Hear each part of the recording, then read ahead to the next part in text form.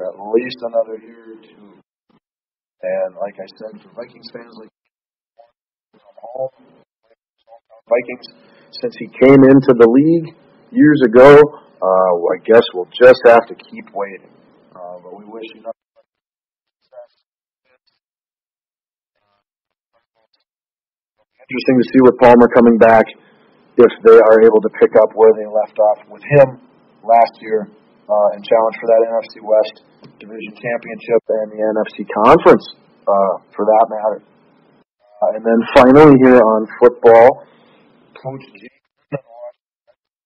announced that RG3 will be the starting quarterback for the Redskins going into next season. Now, I find this a little bit interesting, the timing of it and the decision itself. I don't necessarily agree with the decision itself, and I don't necessarily agree with the timing of it. I feel that it should be an open competition with whoever they got on their roster there, and that it would suit RG3 best in the locker room for him to earn that role and not be handed it, which it feels like it's being handed to him.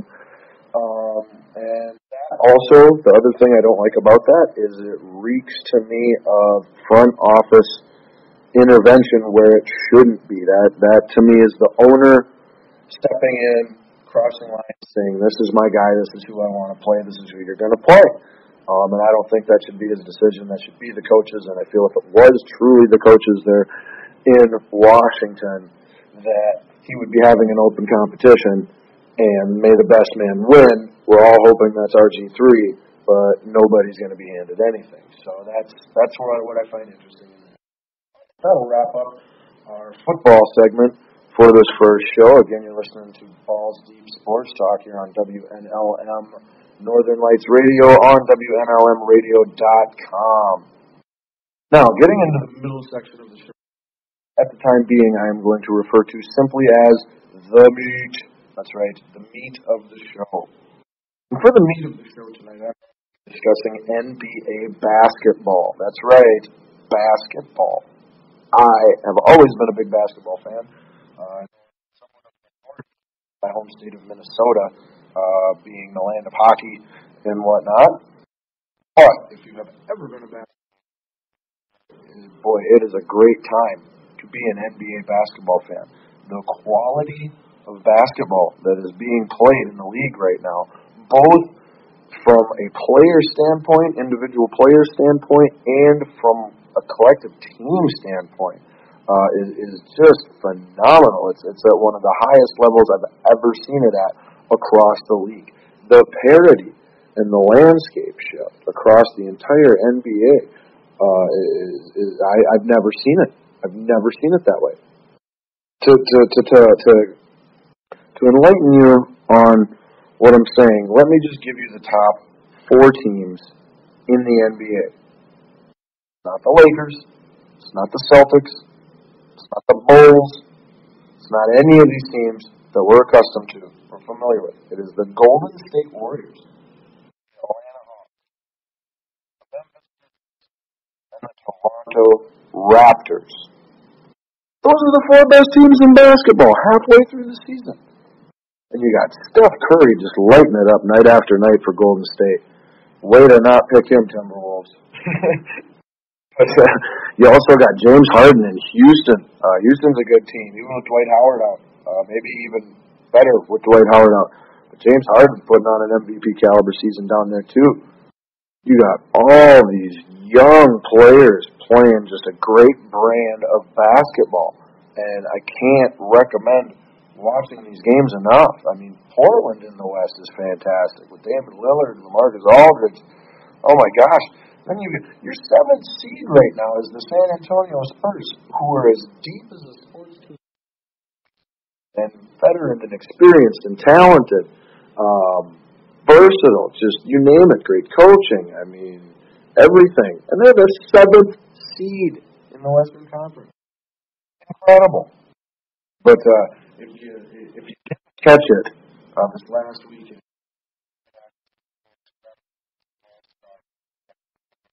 Garden in New York. And while going into it, many people were super excited about the three-point contest, as I always am, but especially this year. When you looked at who was all in it, I'm not even going to name the 8 guys that were in it. But it was just as stacked as the three-point competition can be, both from a stars standpoint and from a skill level standpoint. And, of course, on Sunday, the game was what the game always was. It's kind of a combination of the dunk contest and the three-point contest, just done where they keep track of the points, you know.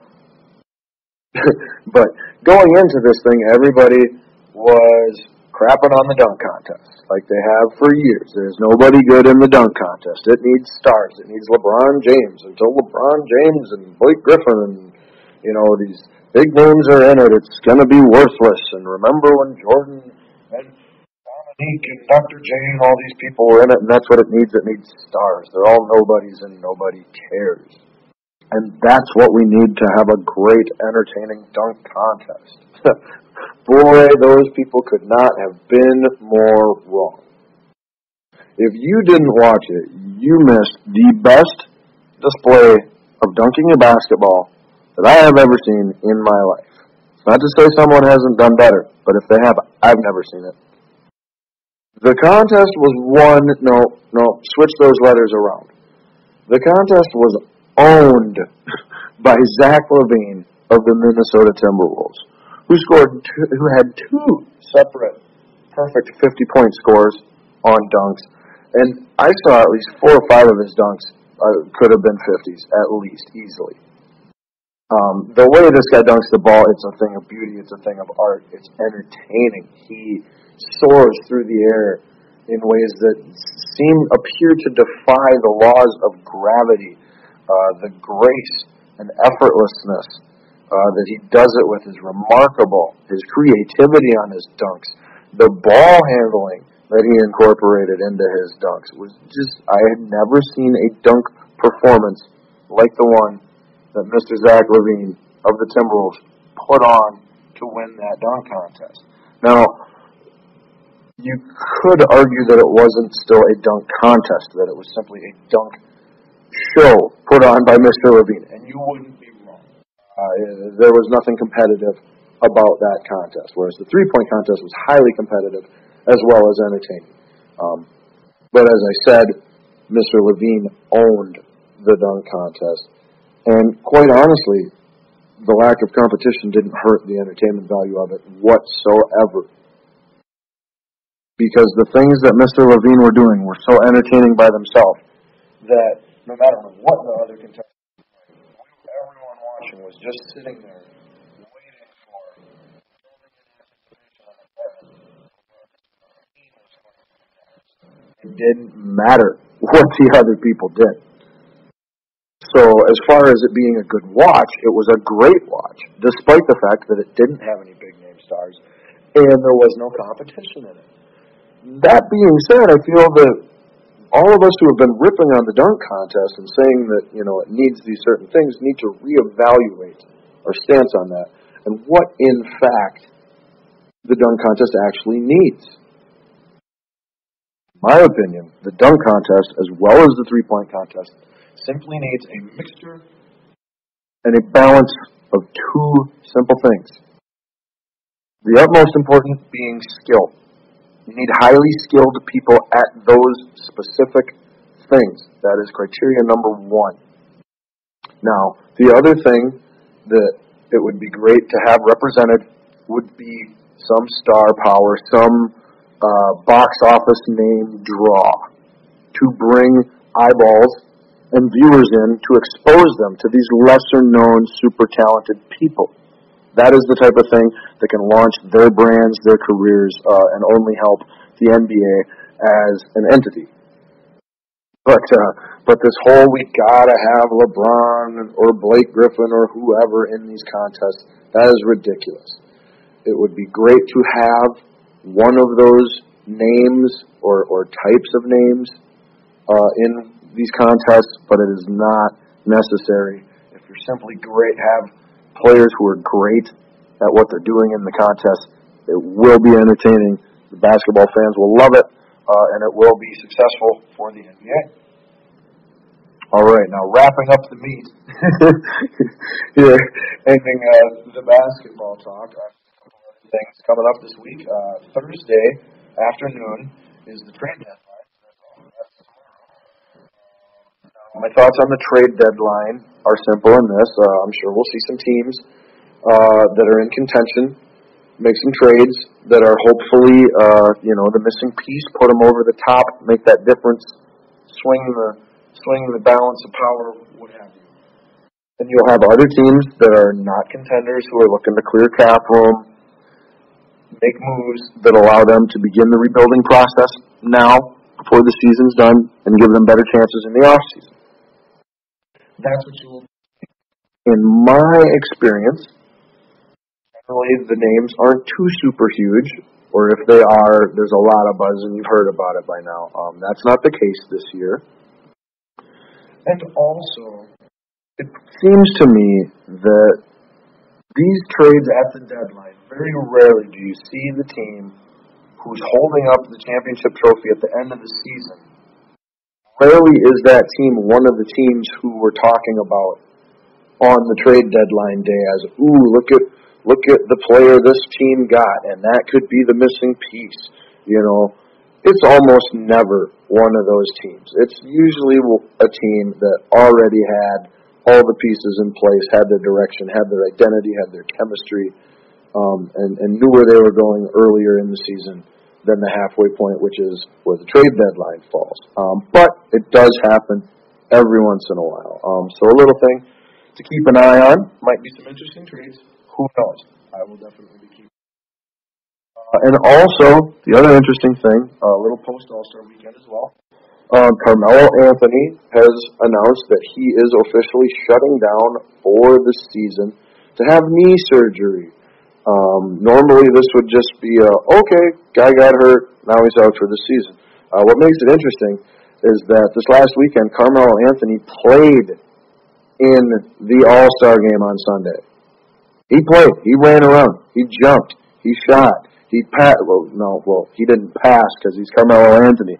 But he ran around and he shot. I mean, you get the point. How can you be running around and shooting for thousands upon thousands of people watching on Sunday? And then Monday or Tuesday, whenever it was he made the announcement, I don't exactly remember. Or maybe it was today. I don't know. But how can you come out and say, I can't play anymore for the rest of the season so that I can have surgery on this injury? Definitely the Knicks record is the only thing that makes that possible. If they were at all, this would not be a decision. He would have to play through it or risk reputation damage both within his own team and his brand across the fanscape, because let's face it, all these big name star players are concerned about their brand as well. So anyway, Carmelo Anthony out for the rest of the year. Knee surgery, but his knee isn't hurt. He could play if he had to. And the Knicks stink, so he's not going to. I don't blame him. Again, you're listening to Scotty Ball here on WNLM Radio at WNLMradio.com on Balls Deep Sports Talk. And I would like this show to be as interactive as possible, so please send me your comments, questions, feedback, suggestions, what have you. Email us at bdsports@WNLMradio.com or hit us up on Facebook. Like us, friend us, follow us. Follow us would be Twitter. We're working on the Twitter. Keep an eye out for that. But so far we got Facebook and email. Get in contact with me. Let me know what you want on the show. All right. Now this third segment we're going to get to, I guess,